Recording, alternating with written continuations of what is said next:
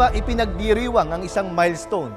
Maraming paraan, pero ang tiyak, makatutulong kung ating gugunitain ang kasaysayan, uunawain ang kasalukuyan at tatanawin ang kinabukasan. Samahan niyo po kami sa special documentary na ito. Ako po ang kapatid na Glenmark Mengita at welcome po sa Iglesia ni Cristo Museum.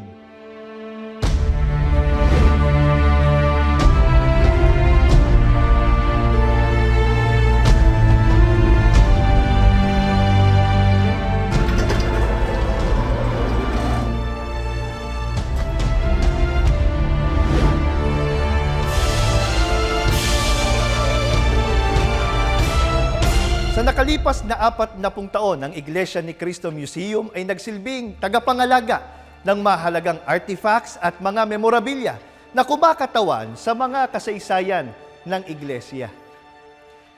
Ang maluwalhating institusyong ito ay bunga ng konseptong umusbong sa isipan ng kapatid na Eranio G. Manalo mahigit 40 taon na ang nakararaan.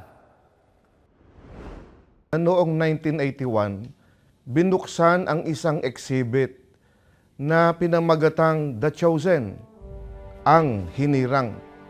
Ito ay binuksan doon sa ikalawang palapag ng Central Office dito sa Lungsod, Quezon. Ito ay pinangunahan ng kapatid na Eranio Manalo. Doon sa exhibit na yon, naglalaman yun na mahigit kumulang na 300 mga piling larawan na nagpapakilala ng kasaysayan ng Iglesia sa mga huling araw. At dito, sa okasyong ito, ipinahayag ng kapatid na Eranio G. Manalo ang isang pangako ukol sa pagkakaroon ng Iglesia ni Cristo Museum and Gallery.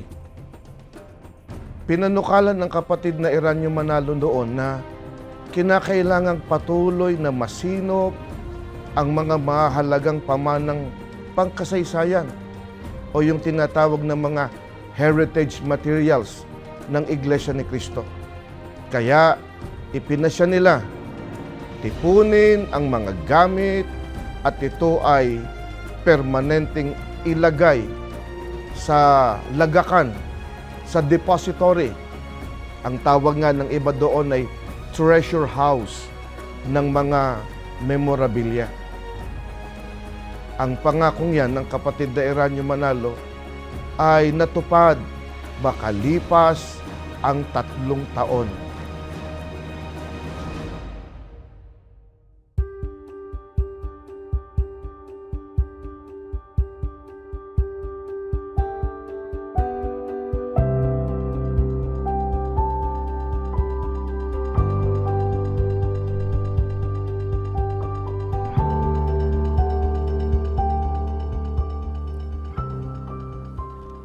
Kasabay ng pagtatalaga ng gusaling sambahan ng Templo Sentral ay pinasinayaan naman ang kauna-unahang museo ng Iglesia ni Cristo na nakapwesto rin sa mismong compound nito.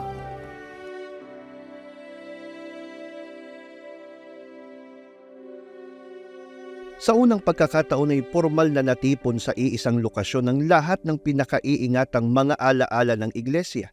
Ang Iglesia ni Cristo Museum and Gallery ay binuksan sa mga kapatid na nagnanais magbalik tanaw sa karanasan ng Iglesia. Sa paglipas ng panahon ay kinilala rin bilang mga makasaysayang lugar ang ilan sa mga lokasyong naging saksi sa mahalagang okasyon na may kinalaman sa pagsisimula ng Iglesia ni Cristo. Taong 1998 ay inilagay ang palatandaan o marker sa Honolulu, Hawaii bilang lugar na pinagdausan ng unang pagsamba sa dakong iyon.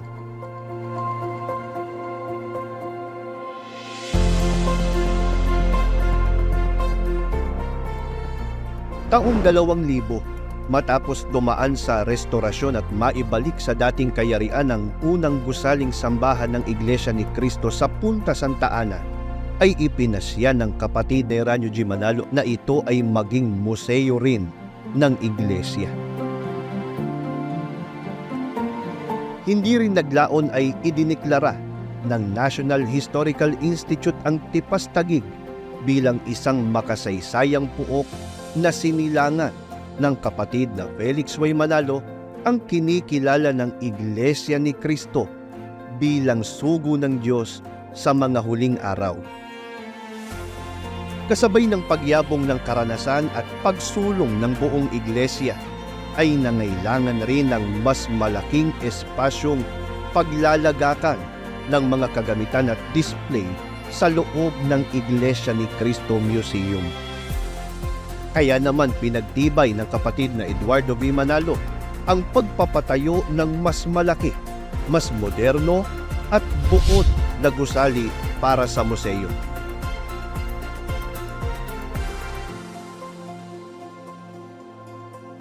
Ang bagong building na ito ng INC Museum ay pinasinayaan noong August 26, 2019 na pinangunahan ng kapatid na Eduardo V. Manalo, ang tagapamahalang pangkalahatan ng Iglesia ni Cristo.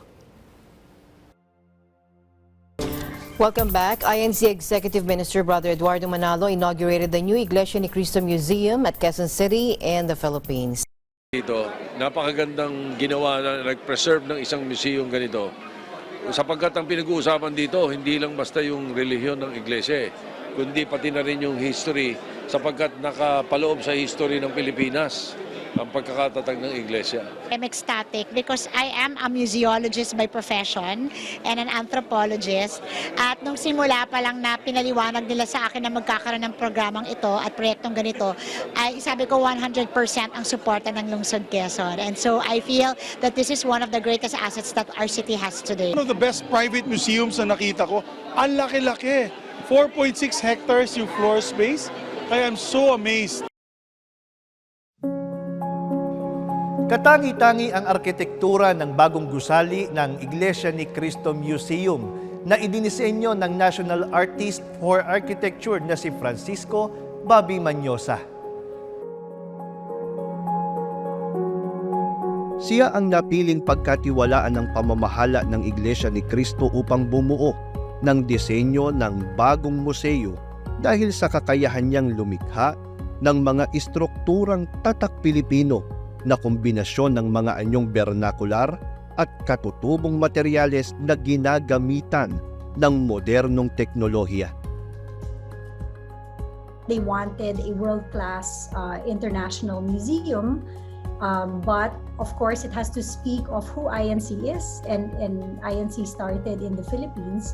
So it was only natural that we introduced local materials. Excited din kami na parang, sometimes kasi if you have a client that matches with your philosophy, you come up with something really good. We would like to say thank you. Maraming salamat din that we were able to be part of contributing to the legacy of Ka Felix Manalo. I think you will be very happy to see that the church history is very apparent in the way we were able to design the space, the way the curators were able to tell the story. I think you will be very pleased and you will have a better appreciation and understanding of this amazing ecclesiastical church. Ang new building ng Iglesia ni Cristo Museum ay binubuo ng 5 palapag. Malawak at maaliwalas ang labi nito na naliliwanagan ng mga ilaw at sinag ng araw na naglalagos sa malalaking salamin sa harapan ng gusali. Ang flooring ng labi ay kakikitaan ng mga hugis na bilog na tinutugunan naman ng 2 magkasanib na bilog sa siling na tila ba araw na nakatunghay sa ibaba. Hugis oval naman ang forma ng inner balcony sa bawat palapag. Kung oobserbahan, may malalaking poste o columns mula sa first floor na dire-diretsong tumatagos hanggang sa 4th floor ng gusali. Maituturing itong larawan ng tuloy-tuloy na pagsulong ng kabuuan ng Iglesia ni Cristo na hindi mahahadlangan ano pamang balakid ang dumating. Sa mga piling parte ng gusali ay makikitang nakabalot ang pinagdikit-dikit na ratan na kung tawagin ay permacane. Unique rin ang pagkakalagay ng kapis materials bilang embellishment sa mga dingding sa loob ng museo. Ang mga detalyeng ito ay nagsisilbing paalala na bagamat moderno at state-of-the-art ang estilo ng buong istruktura, ay nananatiling konektado pa rin ang kabuang disenyo ng gusali sa kalikasan.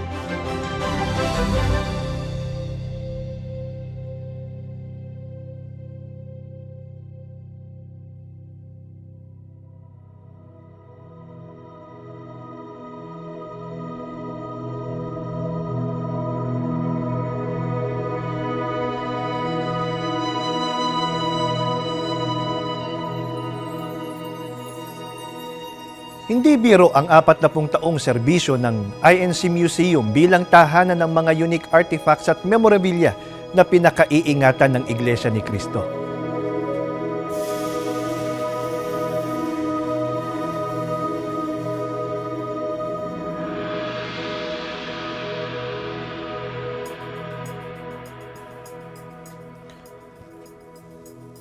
Ilan sa mga pinakaiingatang exhibit sa Iglesia ni Cristo Museum ay ang mga Biblia na ginamit mismo ng kapatid na Felix Y. Manalo sa kanyang pangangaral ng dalisay na ebanghelyo noong siya ay nabubuhay pa.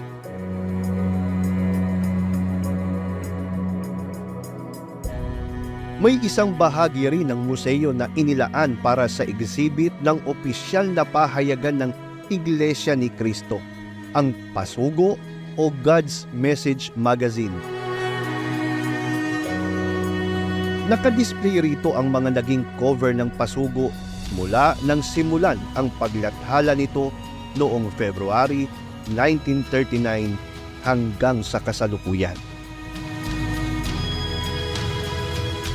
Masisilayan din sa museum ang Hawaii Scroll of Declaration na kung saan formal na ipinahayag ang pagsisimula ng Iglesia ni Cristo sa malayong kanluran. Lubhang makasaysayan ng okasyong iyon na naganap noong July 27, 1968 dahil yon ang unang pagkakataon na ang Iglesia ay nakapagsagawa ng pagsamba sa labas ng Pilipinas at ito ay pinangasiwaan ng kapatid na Eranio G. Manalo.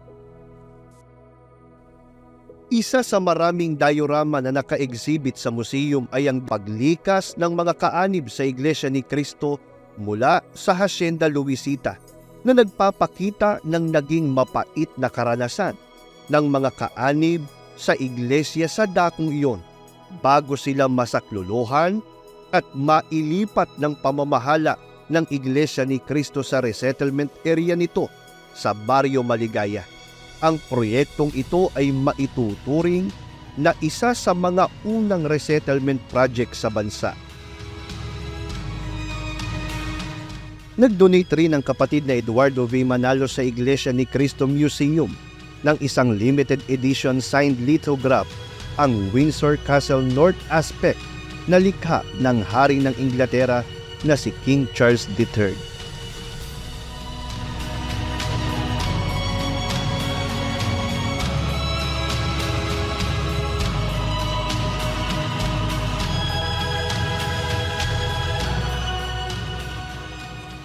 Ang INC Museum ay hindi lamang mahalaga para sa mga kaanib sa loob ng Iglesia ni Cristo.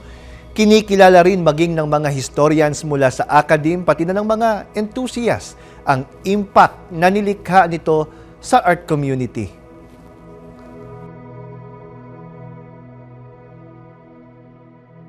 Isa sa pinakamalaki at isa sa pinakabago na museum. At bilang museum worker, siyempre ikaw, na-excite ka rin kasi ano yung technique na pwede mong makuha, influence, inspiration, ano ba yung bagong pag-present, paano paglagay ng mga ilaw, mga display, mga ganun technical, no? National Historical Commission of the Philippines po, sa amin po kasi ang mga museum po namin, pinapakita po namin kasi mga historical artifacts lang po. Kaso dito po sa INC Museum, nakita ko po yung merging po ng technology plus yung mga historical artifacts to get the message across. Well, it's a very good addition in terms of the museums in the country, and it adds on to the how you see Philippine history. How INC has become quite a wide network already all over the Philippines and also around the world. So you see that in the museum. So this is an opportunity talaga to get to know more about the religion and to know more about their context, saan ba sila nanggaling, ano ba yung patutunguhan nila eventually in the future, paano sila nakakatulong sa Philippine society and sa society as a whole. So yun, it's a very nice experience to like go around the museum.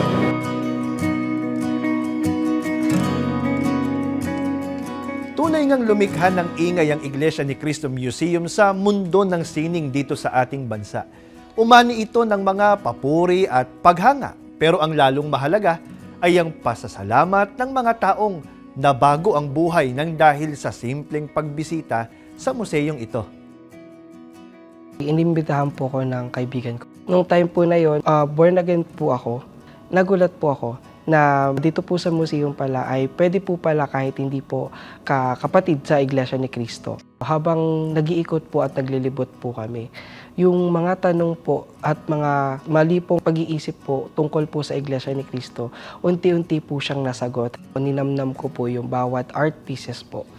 So yung art pieces po na iyon, para po ko niyan dinala sa kung paano po nagsimula ang Iglesia ni Cristo. Yung specific po na pumukaw po sa isipan ko po ay yung kubo po kung saan replika po siya na may audio po na nagtuturo. Pinapasok po kami roon upang makinig po sa sermon po. Tapos may mga larawan pong ipina-flash at audio po na pinapakinggan po namin. After po namin mag-tour, doon ko lang po nalaman na siya po pala ang sugo po. Pagka-uwi po namin, marami pong tanong po na bumabagabag po sa isipan ko po. Gusto ko po siyang masagot. From morning po up until evening, nagme-message po ako kay Kuya Rodgin po, yung nag-akay po sa akin. Message po ako na, Kuya, magpapadoktrina po ako. Ang nagpa-convince po sa akin upang magpa-convert po sa Iglesia ni Cristo ay ang mga aral po na akin po napakinggan sa mga pagsamba po. Ngunit po, ito pong INC Museum po ang nagsilbing instrumento po upang malaman ko po ang tungkol po sa Iglesia ni Cristo. Masasabi ko po na nagbago po yung buhay ko nung nagbisita po ako sa INC Museum po. Ang pag-iingat ng mga heritage materials o mga pamanang pangkasaysayan, ito ay kung tawagin sa larangan ng museology, ay mga historical, tangible evidences. Ito ang hangarin ng pamamahala na matipon, maingatan, sapagkat napakalaki ng maitutulong nito para masagawa ng sino mang tao, kapatid man o hindi, na magawa niya ang concrete reflection sa kasaysayang kanyang tinignan, minasid, pinag-aralan, at doon ay nakita niya ang koleksyon ng mga tangible historical evidences. Magagawa niyang isang matatag na pagkaunawa at makikita niya kung paano nga natupad o naganap ang kasaysayang ito sa Iglesia ni Cristo. Dahil sa lahat ng mga pamanang pangkasaysayan ng iglesyang ito, nagpapakita ng maliwanag na katibayan sa paglipas ng panahon hanggang sa panahong ito ang pagtupad ng Diyos ng kanyang mga pangako.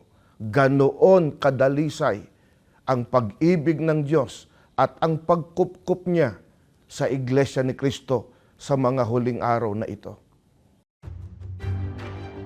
Bukod sa pangangalaga sa mga bagay na nagpapagunita sa kasaysayan, ang Iglesia ni Cristo Museum ay kasalukuyan ding nagsisilbing venue ng mga special events na inilulunsad ng Iglesia at maging ng iba pang institusyon sa labas ng Iglesia ni Cristo.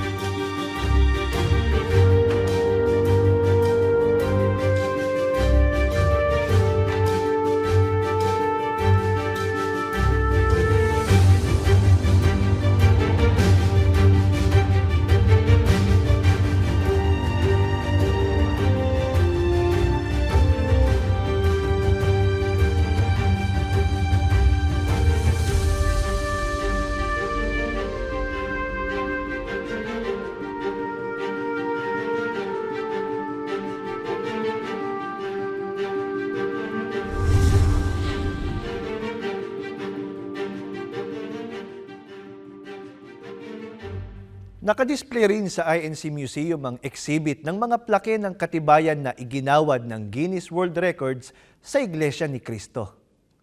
Malaking bagay ang mga world records na ito, hindi upang ipagmalaki kundi dahil ang mga ito ay naging mabisang kasangkapan upang ang Iglesia ni Cristo ay lalo pang makilala sa buong mundo at maibandera ang pagkakaisa ng mga kaanib nito.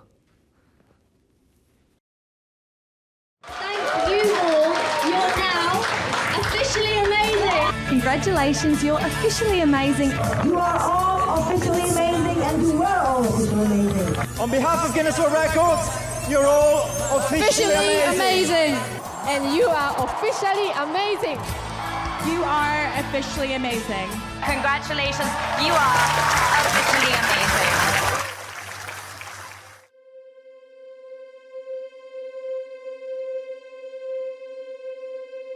Susog sa layuning maabot pa ang mas nakararami, ay isinagawa ang launching ng official Iglesia ni Cristo Museum website noong July 23, 2024. Ilang araw lamang bago nito ipagdiwang ang ika-40 anibersaryo nito.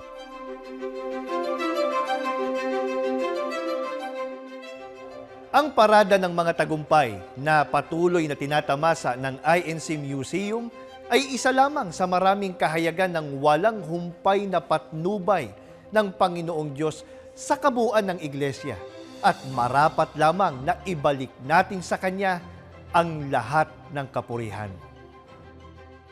Ang pinanukala noon at ipinasya ng kapatid na Eranio Manalo sa pagkakaroon ng museo na ngayon ay lalong pinagtibay, pinag-igting ng kasalukuyang tagapamahalang pangkalahatan ng kapatid na Eduardo Manalo ng kanilang ipasya na lalong palawakin, palakihin, pagandihin ang museo. Sa taong ito, 2024, sa pagsapit ng Iglesia ni Cristo Museum sa ika-40 anibersaryo, patuloy na magiging kasangkapan ang Iglesia ni Cristo Museum sa pagsasalin ng kasaysayan ng Iglesia sa susunod na henerasyon para sila man hindi nila malimot ang ginawa ng Diyos sa Iglesia ni Cristo. Gaya ng mababasa sa Deuteronomio, sinasabi roon, dapat lubos ninyong pag-ingatang huwag malimutan ang mga bagay na nakita ninyo na ginawa ng Diyos para sa inyo.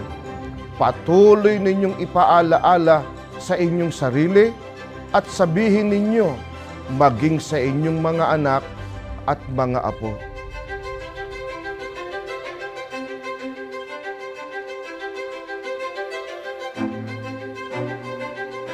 Sa pamamagitan ng museyong ito, nasasariwa ang maningning na alaala ng pagpapasimula ng Iglesia na iingatan ng bagay na kumakatawan sa mahalagang pangyayari sa nakaraan at naitatanyag sa buong sanlibutan ang biyayang pagpapala ng Diyos sa Kanyang bayan.